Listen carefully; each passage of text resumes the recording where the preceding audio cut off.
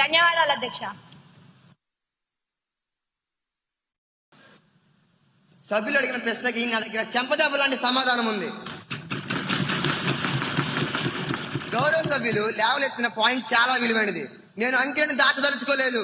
నిజమే, కొన్ని తండాలలో అటవీ శాఖ అనుమతులు రావడంలో జప్యం వల్లే పనులు ఆలస్యమయ్యాయి. ఇది వాస్తవం. సభ్యుల ఆందోళన దృష్టిలో ఉంచుకొని సభకు హామీ ఇస్తున్నాను.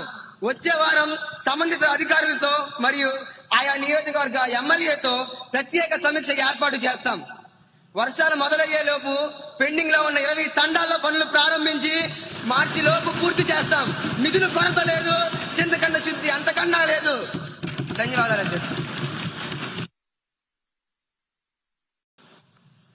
240105 క్వశ్చన్ పై గౌరవ ఎనర్జీ శాఖ మంత్రి గారిని వివరణ ఇవ్వాల్సిందిగా కోరుతున్నాను. గౌరవనీయులైన అధ్యక్ష, నమస్కారం. గౌరవనీయులైన అధ్యక్ష, ప్రతిపక్షం వారు అడిగిన మొదటి ప్రశ్న, ఆంధ్రప్రదేశ్ లో మొత్తం విద్యుత్ ఉత్పత్తిలో సౌరశక్తి వాటా ఎంత? అధ్యక్ష, రాష్ట్ర విద్యుత్ లో ఉత్పత్తి సౌరశక్తి గణనీయమైన వాటాను ఇస్తుంది అధ్యక్ష. రెండవ ప్రశ్న, గత ఏడాది రాష్ట్రంలో సోలార్ శక్తి సామర్థ్యం ఎంత జోడించబడింది?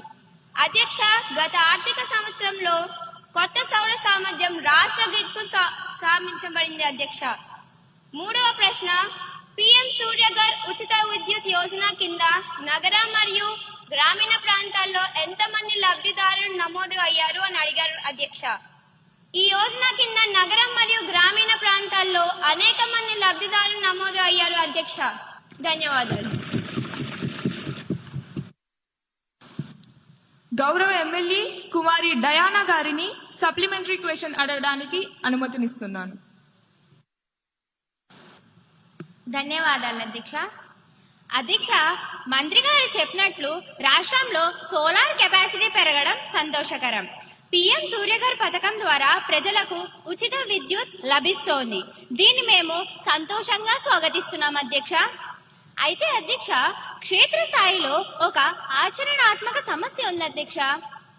ప్రజలు దరఖాస్తు చేసుకుంటున్నారు, సబ్సిడీ వస్తోంది, కానీ నెట్ మీటరింగ్ బిగించేటప్పుడు డిస్కమ్ అధికారులు నెలల తరబడి సమయం తీసుకుంటున్నారు అధ్యక్ష.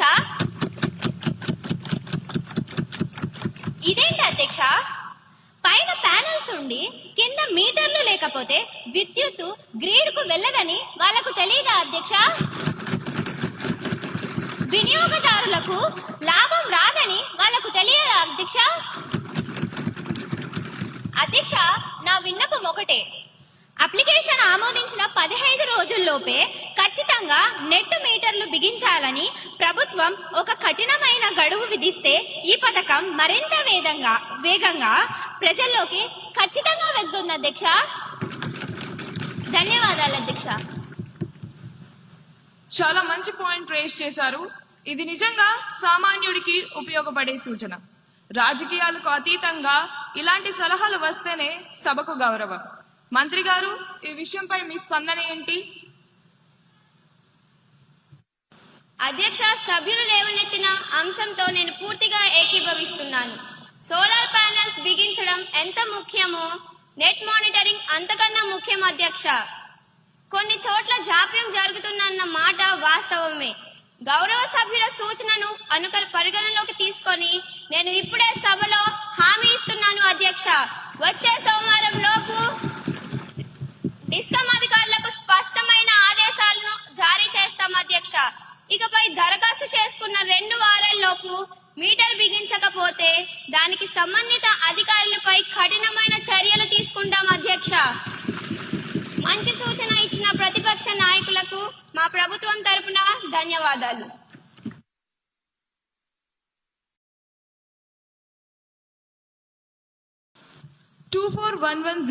క్వశ్చన్ పై గౌరవ రవాణా శాఖ మంత్రి గారిని స్పందించవలసిందిగా కోరుతున్నాను. గౌరవనీయులైన సభాధ్యక్షులకు నా హృదయపూర్వక నమస్కారం. గౌరవ శాసనసభ్యులు అడిగిన మొదటి ప్రశ్న, ద్విచక్ర వాహనాలపై ప్రయాణించే కాలేజీ విద్యార్థుల కేసులు ఎంత నమోదు అయ్యాయి? దీనికి నా సమాధానం, ద్విచక్ర వాహనాల ప్రమాదాలకు సంబంధించిన కేసులు విభాగ రికార్డులో ఉన్నాయి. రెండవ ప్రశ్న, ఈ ప్రమాదాలను నివారించడానికి ప్రభుత్వం తీసుకున్న చర్యలు ఏమిటి? దీనికి నా సమాధానం హెల్మెట్ అమలు, ట్రాఫిక్ పర్యవేక్షణ బలోపేతం, రోడ్డు భద్రత వంటి చర్యలు చేపట్టబడ్డాయి. మూడవ ప్రశ్న, కాలేజీ విద్యార్థులకు ప్రత్యేకంగా ఏవైనా రోడ్డు భద్రత అవగాహన కార్యక్రమాలు నిర్వహిస్తున్నారా? దీనికి నా సమాధానం కాలేజీల్లో రోడ్డు భద్రత అవగాహన కార్యక్రమాలు నిర్వహిస్తున్నారు అధ్యక్ష. ధన్యవాదాలు అధ్యక్ష. గౌరవ ఎమ్మెల్యే శ్రీ ద్వారకేశ గారిని సప్లిమెంటరీ క్వశ్చన్ అడగడానికి అనుమతినిస్తున్నాను. ధన్యవాదాలు అధ్యక్ష. అధ్యక్ష, మంత్రి గారు ఇంకా కౌన్సిలింగ్ అవగాహన అని కాలక్షేపం చేస్తున్నారు అధ్యక్ష.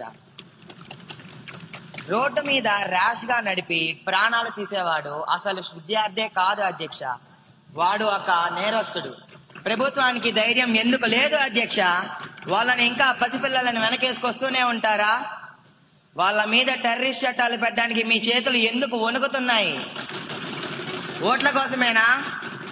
ఇదంతా ఓట్ల కోసమేనా అధ్యక్ష? ధన్యవాదాలు అధ్యక్ష.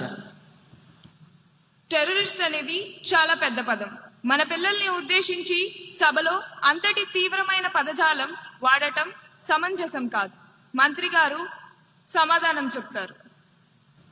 అధ్యక్ష, ప్రతిపక్ష సభ్యులు ఆవేదనను గౌరవిస్తాను, కానీ వారు వాడిన భాషను నేను తీవ్రంగా ఖండిస్తున్నాను. వాళ్ళు దారి తప్పిన మన పిల్లల అధ్యక్ష, దేశం మీద దాడి చేయడానికి వచ్చిన టెర్రరిస్టులు కాదు. వయసులో ఉన్న ఆవేశం, స్పీడ్ అనే పిచ్చి వాళ్ళని తప్పుదారి పట్టిస్తుంది. అంత మాత్రాన వాళ్ళ భవిష్యత్తుని నాశనం చేసి వాళ్ళ నుదుటి మీద టెర్రరిస్ట్ అనే ముద్ర వేయాలా అధ్యక్ష? ఒక స్టూడెంట్ తప్పు చేస్తే వాడిని జైల్లో వేస్తే వాడు నేరస్తుడవుతాడు. అదే వాడికి కౌన్సిలింగ్ ఇప్పించి తల్లిదండ్రులను పిలిపించి బాధ్యతను వివరిస్తే వాడు రేపు ఒక బాధ్యత గల పౌరుడు అవుతాడు అధ్యక్ష. అధ్యక్ష, మేము పోలీసింగ్ మాత్రమే కాదు అధ్యక్ష, పేరెంటింగ్ కూడా చేస్తున్నాము. దయచేసి ఇంకొకసారి టెర్రరిస్టులని పిలిచి సమాజం నుండి వెలివేయకండి. నేటి బాలలే రేపటి పౌరులు, అది తెలుసా? మానవత్వంతో మార్చుకుందాం, చట్టంతో సరి చేసుకుందాం అధ్యక్ష. ధన్యవాదాలు అధ్యక్ష. 241107 క్వశ్చన్ పై గౌరవ హోంశాఖ మంత్రి గారిని స్పందించవలసిందిగా కోరుతున్నాను.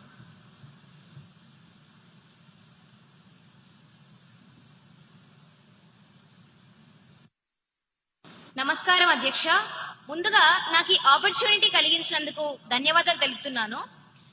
మన ప్రతిపక్ష నాయకులు అడిగిన మొదటి ప్రశ్న, గత ఏడాది నార్కోటిక్ డ్రగ్స్ మరియు సైకోట్రోఫిక్ పదార్థాలపై సీజ్లు, పెనాల్టీలు మరియు అరెస్టులు ఎంత నమోదయ్యాయి? అధ్యక్ష, హోంశాఖ సభ్యురాలిగా నా యొక్క సమాధానం సీజ్లు, పెనాల్టీలు, అరెస్టులు విభాగ రికార్డుల ప్రకారం నమోదయ్యాయి అధ్యక్ష. 22,300